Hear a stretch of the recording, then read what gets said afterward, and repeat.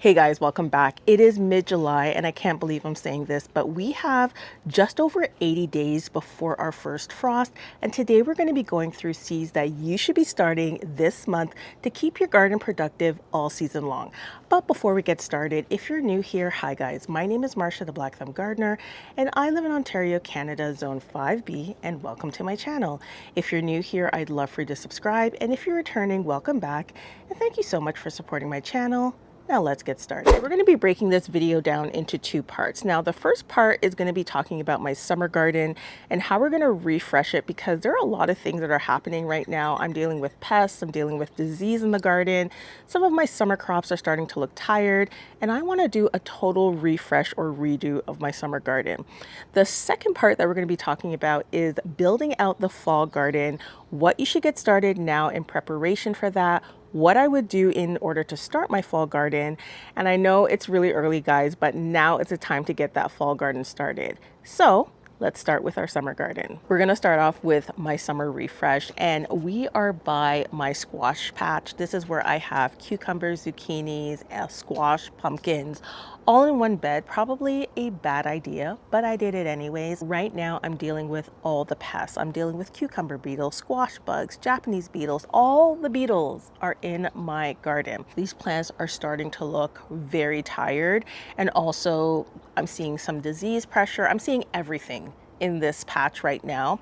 So I want to do a bumper crop of cucumbers, beans, and zucchini. This is a great time to get these crops started in the garden. You can still get a succession sowing done and get a harvest before the end of the season.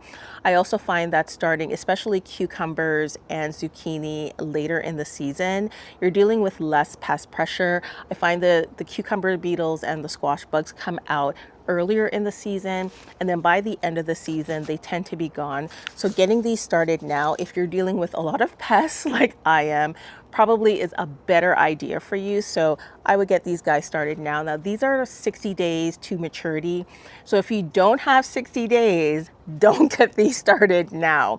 But if you do have 80 days, I think this is a great time to get these started in July. Now, if your lettuce has bolted like mine has, then this is a great time to get some lettuce started.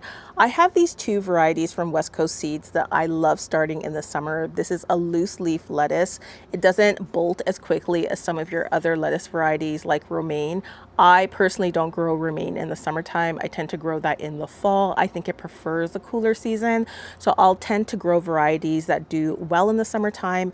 And I have two varieties here. One is called New Red Fire and the other one is called Selenet. If you have 80 days to maturity or more, then I would highly recommend getting a bumper crop of corn in. If you have 80 days, however, I would choose varieties that are quick to harvest, like in the 70-day range. I find if you have 80 days and you're trying to grow a crop that matures in 80 days, then you're setting yourself potentially up for failure, because it might just get hit with frost and you don't make it till the end and get your harvest, and that would be sad. So I would choose varieties that are quick to mature. Now I am growing two varieties this year called Sugar Buns. This is about 70 to 80 days. And I'm also growing this other variety called Pink Popcorn that I'm really excited about. This one is about 85 days. So this batch of corn that I have here was started at the end of June. And I think in one of my videos, I showed a clip of me starting them. And then the next day, something ate all of the seeds, dug into the holes and ate the seeds. And then the next day, I started it again and something came back the next day and ate all of the seeds. So I ended up having to start them in 6 cells on my deck and covered it with mesh, and that was the only way I was able to get germination. And then I transplanted my seedlings into the garden. So if you're having problems with starting corn and you're dealing with rodents or birds like I am eating all of your seeds, then definitely try starting it outside and just covering it with a mesh and transplanting it into the garden. I personally don't like to transplant corn, but you got to do what you got to do, and so far it's looking okay. The other consideration outside of corn is growing some winter squash. Now I have this variety called a compact winter squash. It has delicata and it has early butternut. This is a great one if you have short days to maturity. Now this one is 70 to 80 days to harvest. I started this one back in spring and it's still growing right now, so hopefully I'll get a harvest out of it for the fall. But if you have more than 80 days, if you want to risk 70 to 80 days, then definitely try this variety. July is also a great time to get some flowers started, especially some zinnias and some sunflowers. Now, I don't direct sow sunflowers because I have issues with birds and rodents eating the seeds. So I tend to direct sow them on my deck into like a 6-pack, and then that way I can transplant them into the garden, but I've been protecting them with a mesh until then. So this is the Starburst Greenburst sunflower. I'm going to be transplanting these into the garden shortly, and then I'm going to have a beautiful fall display. So I've also done the same thing with zinnias. I have the California Giants mix, and this is my direct sowing on the deck. Now I started this on July 2nd, and this is what they look like so far. So I'm going to be transplanting these into the garden as well with my sunflowers. I find that starting an earlier batch of zinnias, when it's blooming around this time in midsummer, you start to deal with a lot of pest pressure, especially from Japanese beetles. And then I'm also seeing a lot of disease issues like mildew.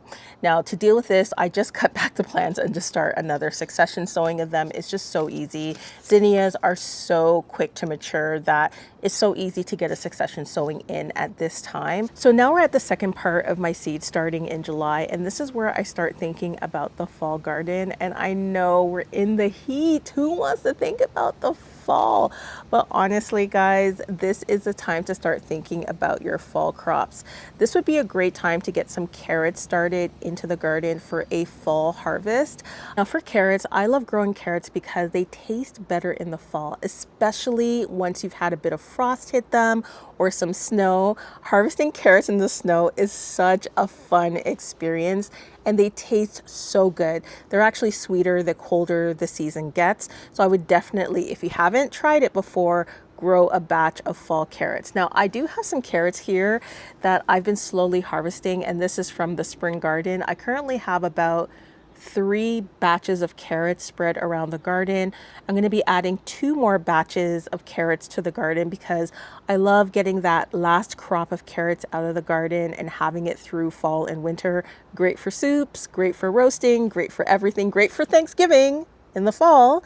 So I definitely try to focus on what am I cooking for Thanksgiving in my fall garden. Now, because it's really hot, starting carrots is very hard, I find, in the summertime, because you need to make sure there's sufficient moisture. So what I would do personally is, if you are starting carrots in the summer, then you definitely want to make sure that you cover it with something to maintain that moisture level in the soil. You can put a board over your carrots when you direct sow them, or cardboard. That will help to maintain that level of moisture until they start to germinate. Now I am growing this variety called Autumn King this season. This is one of my favorite fall carrots, and when I think of fall crops, I'm looking for varieties that can handle the cold. If I think of Autumn King carrots, or I have a variety of spinach called Giant Winter, I definitely look for those crops that are really, really good, that can handle the frost, so that I know that if I do happen to pass my frost date, they're still going to be great to harvest. Another variety that I grew last year was, I think it's winter Dutch lettuce. That lettuce was fantastic. I was harvesting it in the snow. So definitely, as you're thinking about your fall garden, look for varieties of seed that definitely can handle the cold and are great right through frost. I also start thinking about starting all of my brassicas indoors. So if you think about your broccoli, even your cauliflower, you think about your cabbage, even some spinach, all of that I would get started now in July. Now I do have a video on starting the fall garden, and I'll link it down below, that I posted last year. But my tip would be to get your fall garden started now. And if you have the capacity to grow indoors, I would get your fall garden started indoors. I definitely would not start my fall garden outside it's too hot. A lot of your seedlings will bolt in this heat. I have seen creators start their fall garden outside or direct sown their fall garden. I just find that there's way too much pest pressure.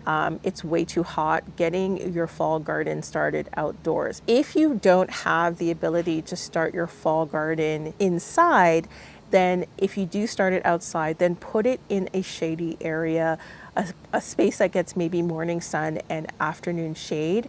And that would be the best way to start your fall garden outside. Now, I personally don't like the headache of having to do the hardening off process with your fall seedlings, but I find that there's greater success in getting a harvest out of your fall garden if you start them now, and also if you start them indoors. The other thing to consider when you're building out your fall garden is the number of days you have left before frost. Again, I have just over 80 days before my first frost, so I want to pick crops that are around the 60 days to maturity range to make sure I get a harvest before frost.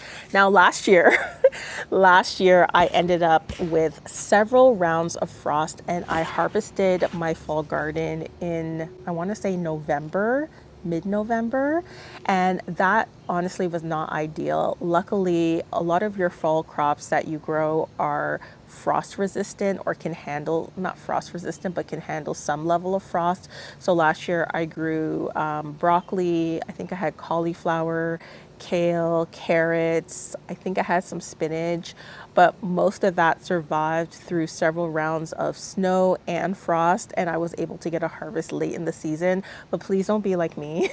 Get your harvest done earlier before the frost hits.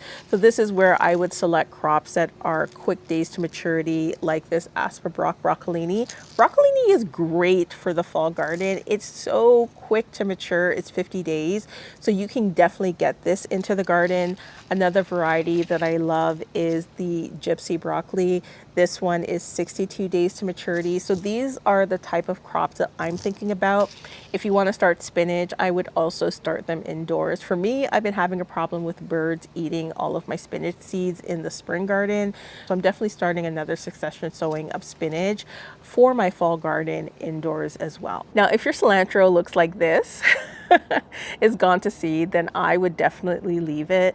The flowers are great for beneficial insects, and the seed pods you can harvest and replant your cilantro.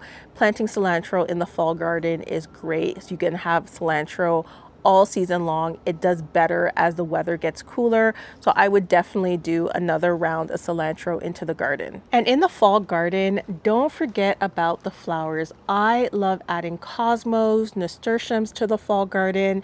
They just add a pop of color and beauty. Now, the last thing I would consider are things that you and your family eat on a regular basis. Now, for me and my family, that is basil, specifically Genovese basil. We love pesto, and love is an understatement. Pesto and salmon, ooh, pesto and salmon is the favorite dish of our household right now. So if there's something out there that you love to eat that is quick to mature, like my Genovese basil, then definitely I would consider sowing them in July as well. And that's it, guys. That is my list of seeds that you should be sowing this month, right now, in fact. I hope you enjoyed this video. I hope this list was helpful, and let me know in the comments what you plan on sowing in your garden this month. Thank you so much for watching, and I'll see you in the next one. Bye.